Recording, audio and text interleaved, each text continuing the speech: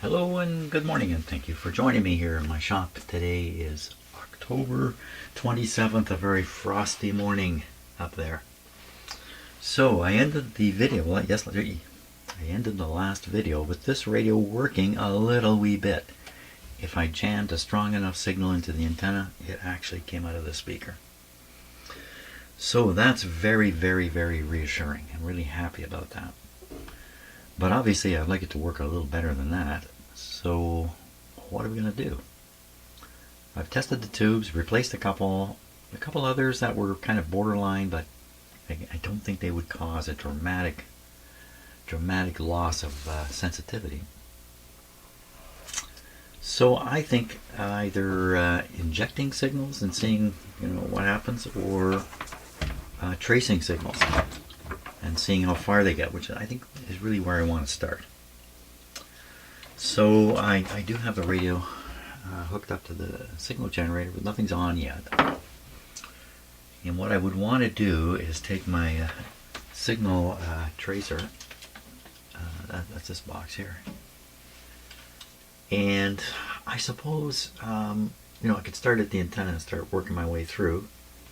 That'd be great. It's going to force me to learn the radio. A lot of this is just being forced to learn the radio, the details of the radio. Another way is to kind of jump in the middle of it and see what's happening in the middle of the radio. You have a long schematic, jump in the middle and find out it's working. And now I know the problem is over here. I jump in the middle over here, and then maybe I can localize it that way. Maybe that is the first objective here, is to kind of localize the problem. Could it be just a general problem, or a cascade of weaknesses that are adding up to zero? It's possible. It's not terribly likely though. What's more likely is there's a distinct weak spot in here that can be found. Well, if we're gonna, and I like the idea of going in the middle and working out that way. So what's in the middle of a radio?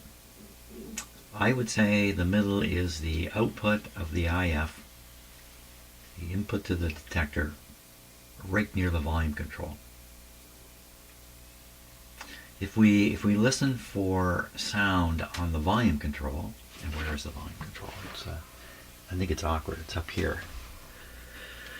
It might be too awkward to get at. But you could listen to what's coming to the volume control. I could probably do it. That's one area. This radio has a phono jack on the back, does it not? It does. Where's the phono jack connect?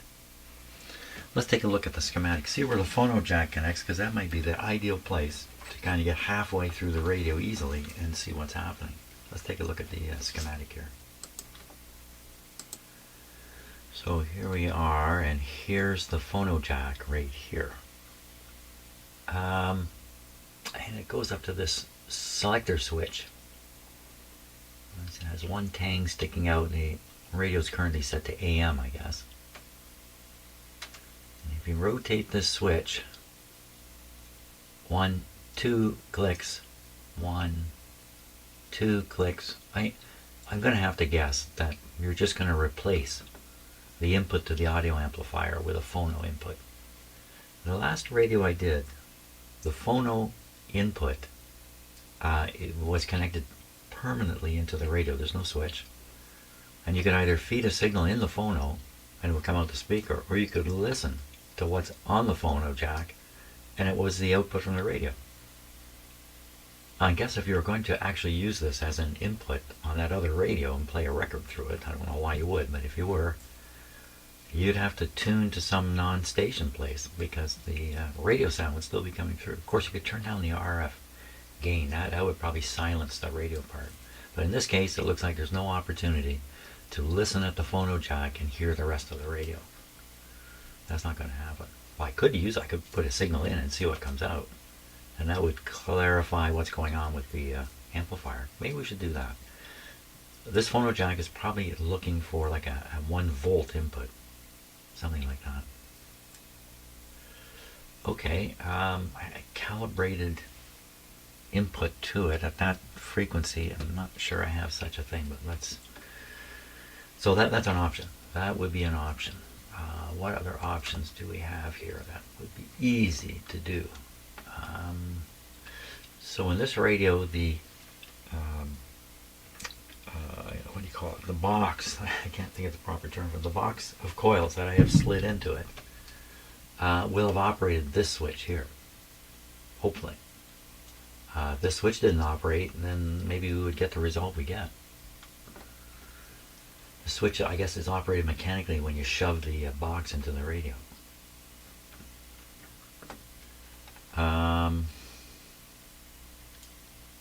Just looking in here, and they have two transformers together in one box. What are they doing there? Oh, one is probably for 455, and the other one's probably for the whatever it is, 395, 3950. I don't know what the other frequency is. The dual conversion frequency. That's probably why there's two sets here.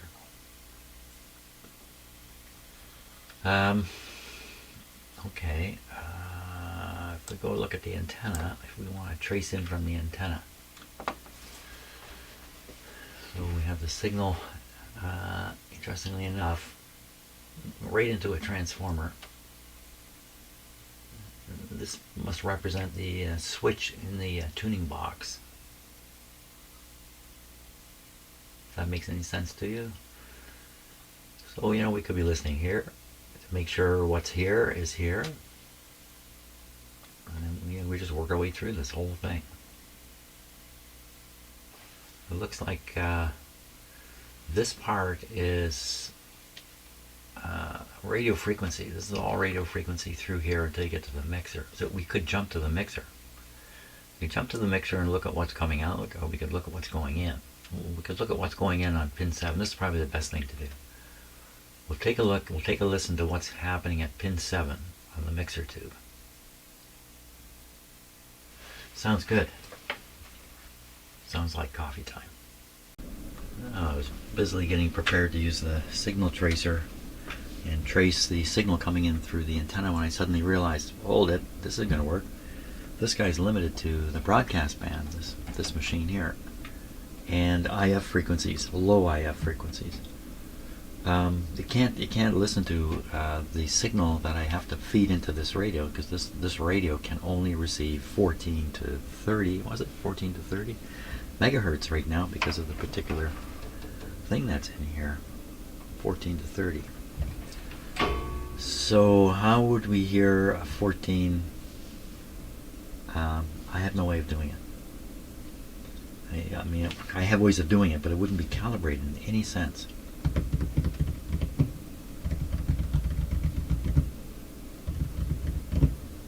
Yeah. Okay. I'm stuck. So, coffee. Uh-oh. Cat fight.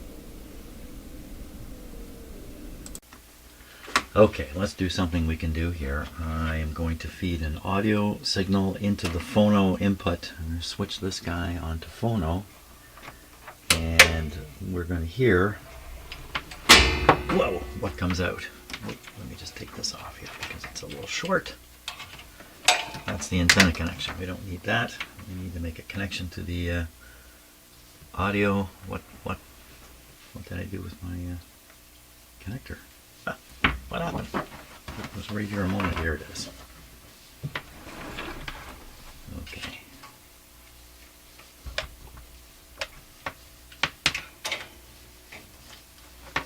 That's into the phono, and then I have a signal generator over here. Not sure you can really get a look at it. This radio's just too big in the shop here. I'll spin this around this way. Okay, I'll put this on the output. And we're going to turn this guy on. And we got to set him to some low frequency. Now this is a sweep generator, but we don't have to have it sweeping. It's 150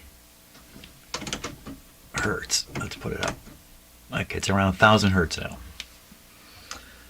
The level, you can't see any of this, can you? The level control is set pretty high. Okay, so there's a pretty good signal coming to the radio already. Okay.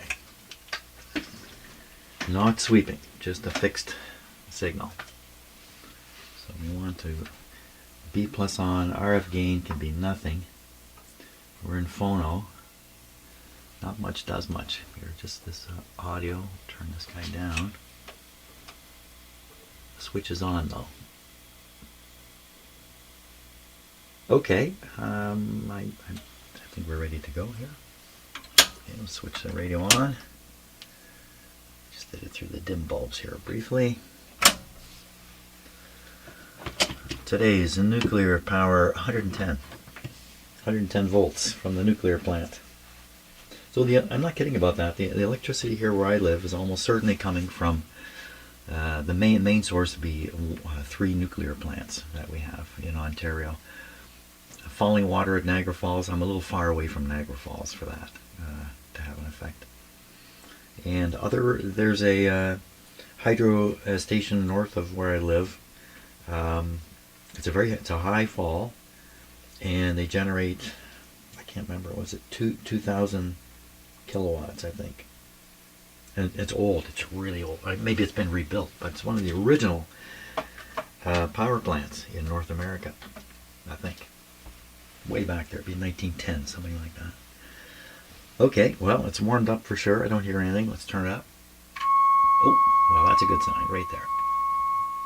We're practically done the test already. So I barely moved this up. So I think we can say the audio circuit's got to be working well. Let me turn this down. That's 60 decibels down. That knocked it out of there. But notice I can turn this way up. No hum. That's great, actually, turning this thing way up and hearing that. A little bit of dirt in the control. So that's fantastic. Okay, that's over. What am I going to do now? So that kind of proves out all the audio circuits. What am I going to do now? Turn the power off before you do something dumb. Okay, so how come there's no radio getting to to there? Why is that? Let's switch this back to AM here. I should probably just play this radio again. You know, there's a good chance I just mucked up the controls here somehow. There's a good chance this is not making proper contact. How would you even know? This must be the switch for switching into dual conversion. This big mechanical lever here. Because you can see as you push the box in, it would push on this lever. How come the lever's not pushed out? I've got a box that's above 7. Well, it must be the other way around then. Maybe the below, if you put a below 7 coil set in, then maybe this gets operated. Huh.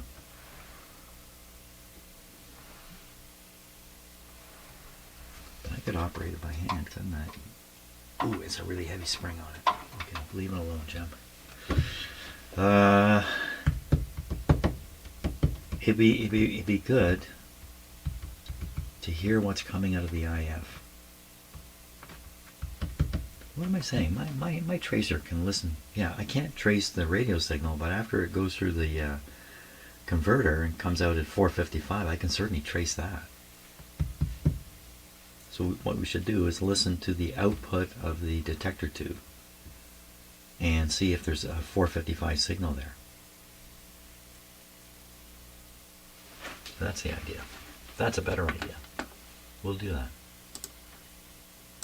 Let's study the schematic for a minute here. So this is a double conversion radio, and on lower frequencies it just runs with single conversion at 455.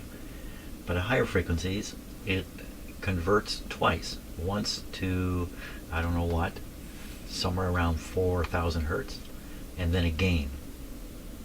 Or does it again? So in other radios, what I've seen happen is they engage this. This is the higher frequency mixer tube here. They engage this, and then they immediately take the output, maybe run it through a transformer, and then convert it down to 455. Then run it through a bunch of 455 IF. So only for a very short portion of the radio is the IF at the higher frequency. It doesn't look like that's the case here. It looks like, and I'm having trouble understanding this, look at these switches and stuff.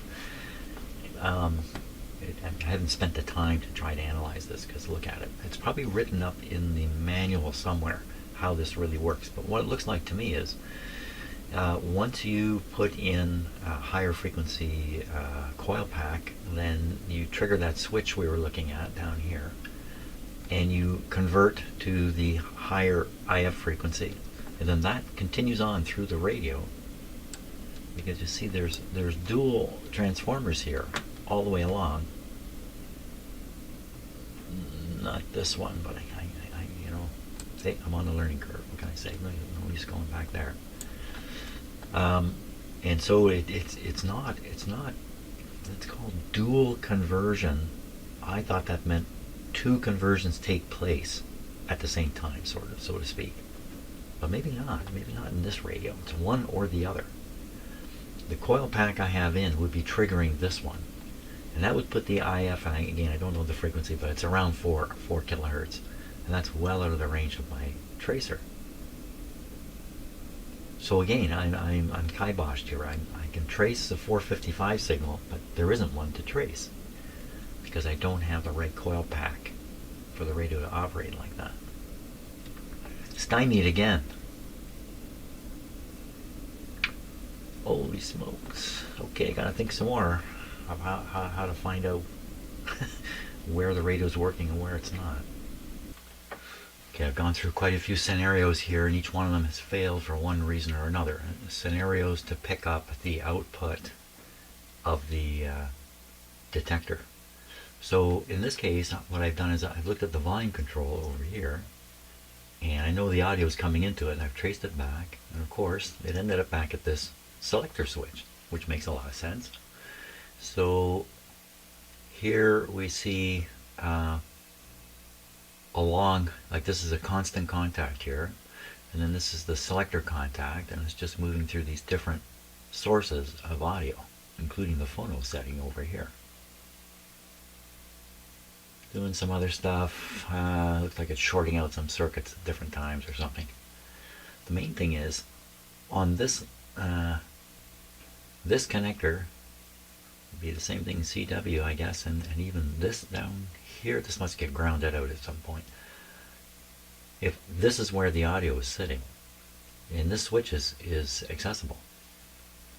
Now, can I identify this wire? So if I put it into AM mode, then this little plate extension will be sticking on the terminal that carries the AM signal. That'll identify it for me. Or I can look at this. This is always in contact here. I could spot that. That's the line that goes out to the rest of the audio. So either pick this or pick that. Picking this is actually maybe, well, let's look at the switch now. We'll look at the switch. So this is the control knob and a long shaft, and that's the switch there, which is pretty convenient in a sense. I mean, it's right there to be looked at. So so I'm looking at the plate in here now. There's a switch plate on this side. There's also one on that side. The two of them are shown on the schematic. I didn't really point it out. The one we're interested in, though, is this one here. The long lead, the lead that's always in contact, would be some dust. Ooh, shouldn't have done that. Blew a lot of dust out. Who's always in contact here?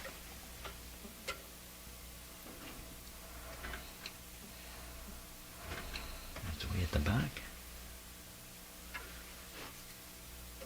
I thought I saw which one was always in contact.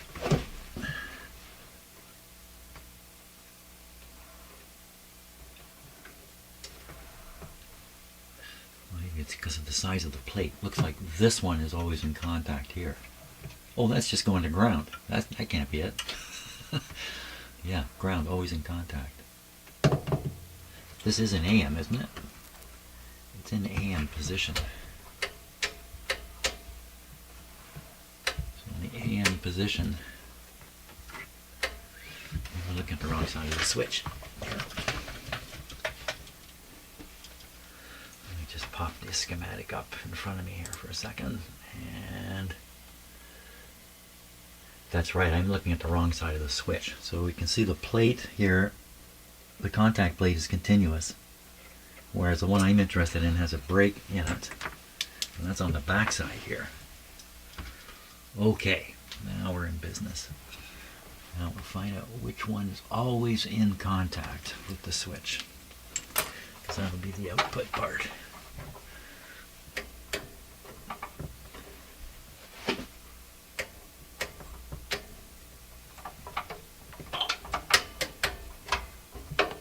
One, two, three, four settings. Yeah. So this wire here is always in contact. So that's got to be the output wire. So if I set this to AM here, then the output of the radio itself, on its way to the volume control, should be sitting right here, and it should be audio. We should be able to pick up audio right here. Now, you know, a lot of solder there, but it's not soldered down. Looks like they just soldered back the braids so they're not fraying out. It looks what it looks like they did here. Because here it's soldered. There's a, if it's soldered here, it's kind of by accident, like soldered to the chassis.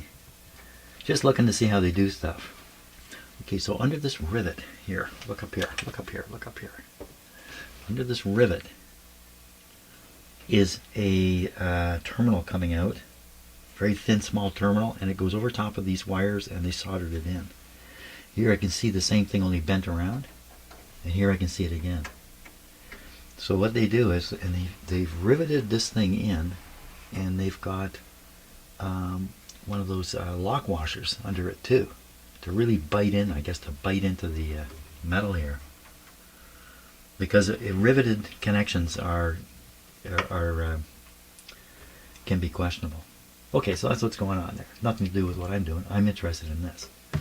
We want to listen to this and hear what we can hear there. So first I have to get the radio operating again, make sure it's receiving a signal from the signal generator. You know, the way it was yesterday, you just barely hear it. And we'll see if that's the case. It's almost certainly the same case right here. It's going to be the right here. I'm going to barely hear it. Okay. I think I know what I'm doing now. Boy, that's dangerous. It would appear my cats have gone to sleep now. Thumbs up. Okay, so I'm going to turn this guy on. This guy has a bit of a hum, and we want it to operate with audio, so I've got this set to audio. And we're going to want to put this ground wire on the chassis, ground clip, onto the chassis of the radio. Where do you want to put it? Right there. Okay, and then we're going to take the business end here. This has a big handle because there's a vacuum tube inside here. Okay, we're ready. So practicing, the audio is on this line here. That's where we're going. Well, we don't know that the audio is there. This is coming out full strength from the radio. It's ahead of the volume control. But first we must get this thing receiving. So I have my signal generator running. Okay, and we're going to turn on the radio. Back up for a sec here. Turn on the radio. So we're plugged in. Here we go. Dim bulbs first. All is well. There we go. So we're hoping to hear very weak signal coming from the signal generator, which is cranked right up. I left it just the way it was. Maybe this will come right on, and we'll hear it. Oh, I think the volume's right now.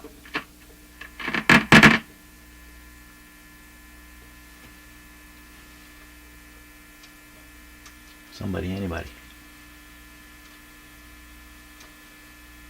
My imagination or the speaker just started hissing. You know what it is? It's the way I'm tipping my head around. We need to hear this guy. How come we're not hearing him? Okay. Volume.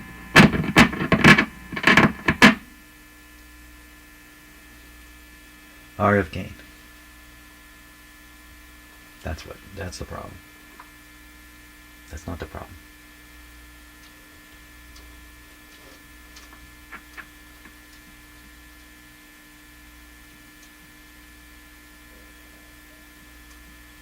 Well, you probably can't hear it, but there's a whomp, whomp, whomp as I turn this back and forth.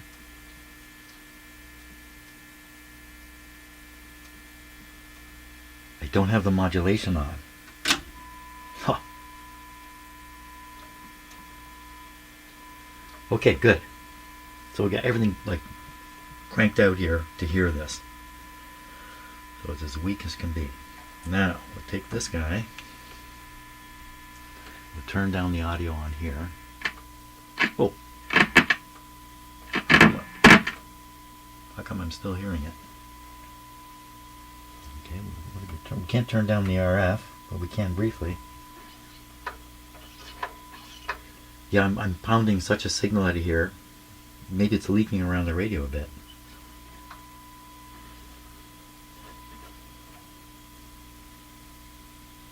Okay, let's hear what we can hear. So I have my hand on the... I'm going to move you here. By the way, you have 3 legs. Did you know you have 3 legs? And here we go. So we're hoping to hear this tone.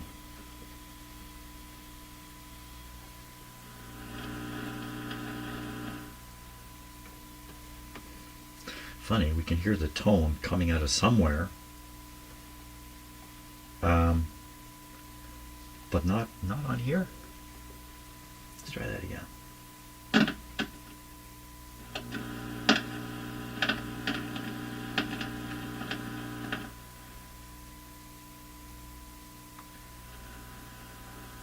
Makes sense to.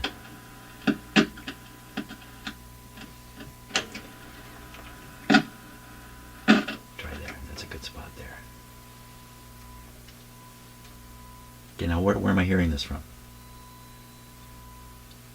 There's another beep. That's my coffee maker.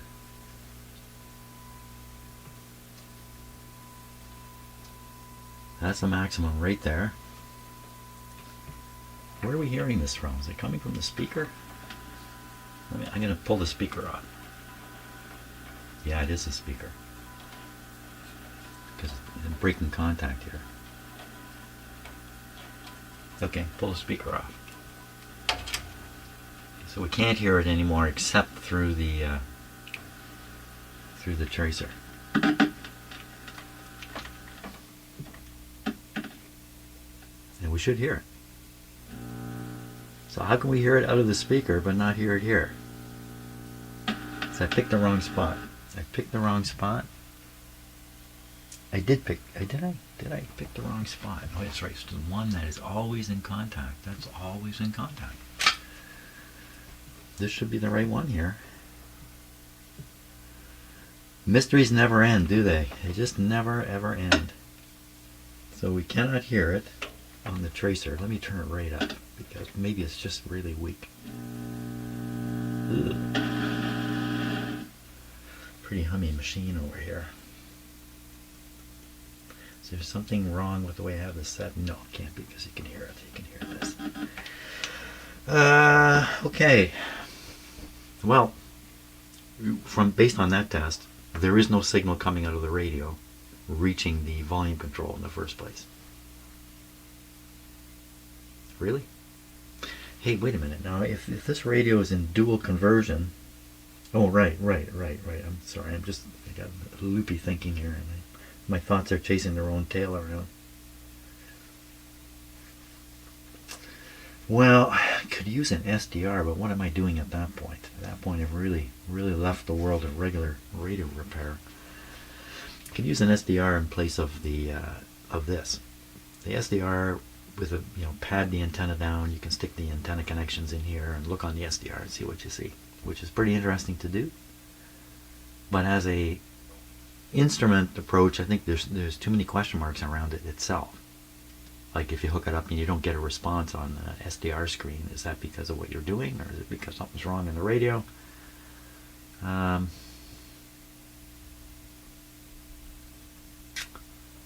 Shoot. How would it be? How would it be? I'm kind of stuck here. Yeah, I'm stuck here. I'm not sure what I can do. Maybe I revert to looking for DC voltages and see if they exist throughout the radio. Maybe that's a more productive thing to do. Coffee would be productive right now. I'm just standing here thinking, what am I going to do here? I can't use this instrument to examine the radio. What am I going to do? And I'm just standing here. Suddenly I realize, oh my God, Jim, you've got oscilloscopes here. You can look at stuff on the oscilloscope. Duh. Okay, we'll try that. We'll see about that. What can we do with the oscilloscope? What can we do with it? Anyway, I'll have to think about it. Okay, no time for coffee, so I've hooked up my oscilloscope lead basically to the other side of the antenna input. So we're just going to look and see essentially what's coming out of the signal generator to start. And I don't have a camera set up yet on the scope, so well, I have to get in front here a little bit.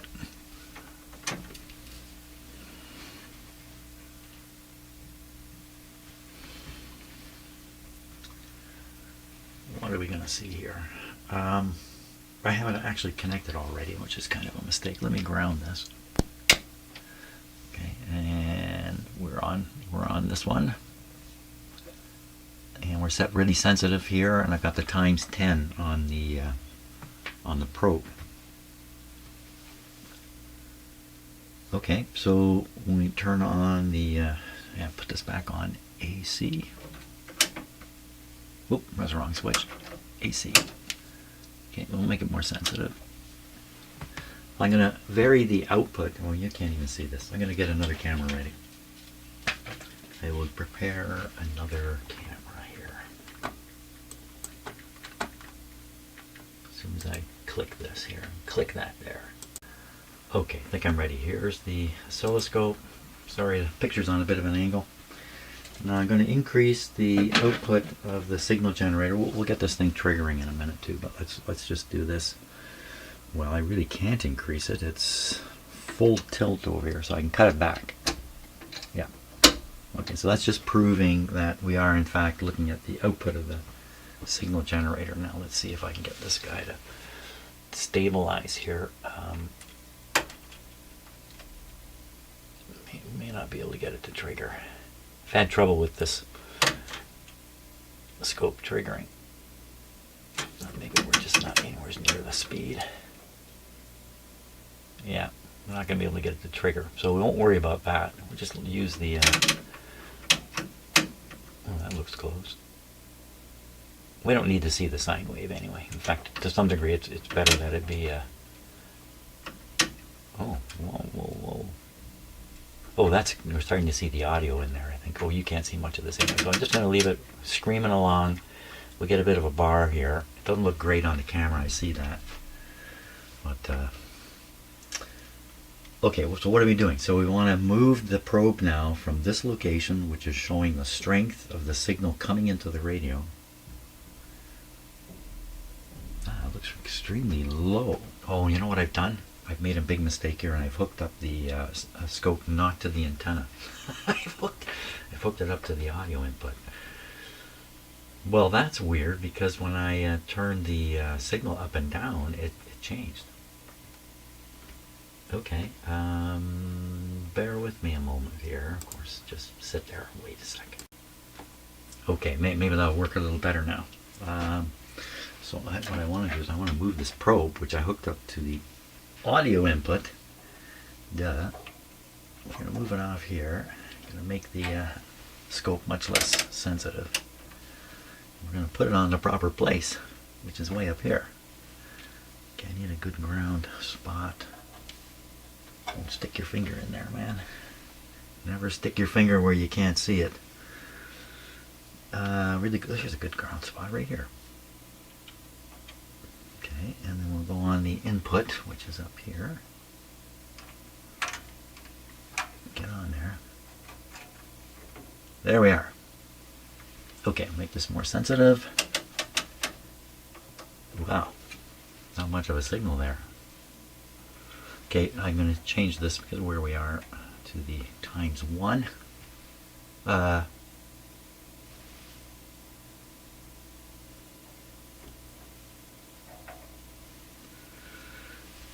we want to slow this way down. That's probably the audio that we're seeing there. Let me cut the audio out. Yeah.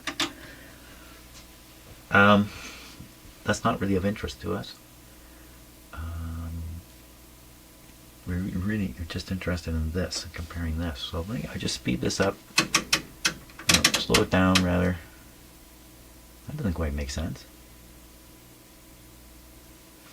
Why am I seeing so much audio here?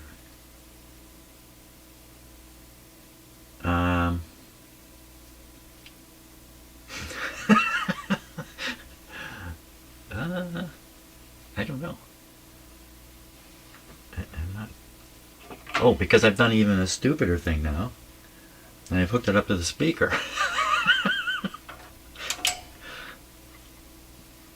Okay, Jim, that's the antenna there. That's where you want to go.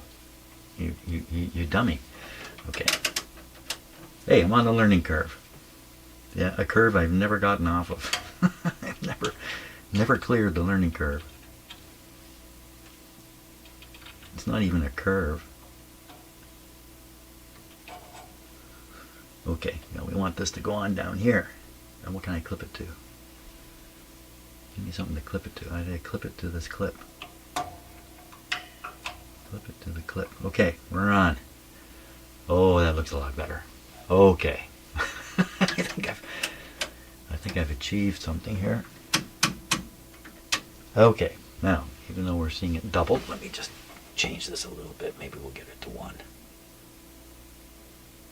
Okay, a little unstable. Maybe we'll just make it a little bit bigger. That might stabilize it better. There it is. Okay, so you're getting a couple double images because of triggering issues with the scope. But there we are. Okay, fantastic. So you see the audio modulation, and then in here is the RF filling it up. And that gives us a real good look at the signal strength at the antenna. Yes, at the antenna. My gosh, if I couldn't hook this up to the antenna, how am I going to hook it up to some tubes? And get it right. So where would we want to go after this? We would want to see this same signal after going through the RF amplifiers. Oh my gosh, the RF amplifiers. Let's take a peek at the schematic here.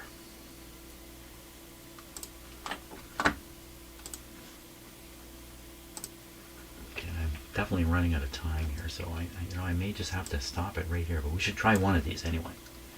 So we go to the second RF amplifier, and we see, in fact, why wouldn't we go right to here, the mixer pin 7? Because that's the antenna signal after being amplified. Is it there? So number 7 on the mixer tube. Pin number 7 on the mixer tube. Oh, okay, whoa. Almost forgot to flip back here. Almost forgot to flip back. Okay, so mixer tube, we know is this one, and we need to know what it was, pin 7, wasn't it? Just double checking here. Pin 7. Pin 7 on the mixer tube.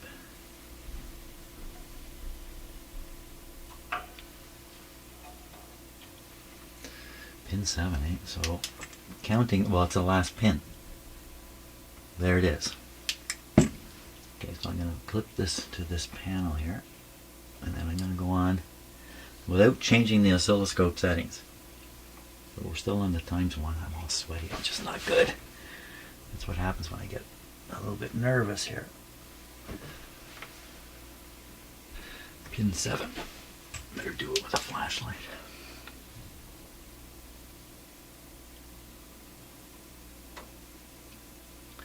This is pin 7. Well, first of all, it's there. It's not usually the front end of a radio is not boosting the signal. It's trying to shape the response curve. So you wouldn't expect this to be any stronger.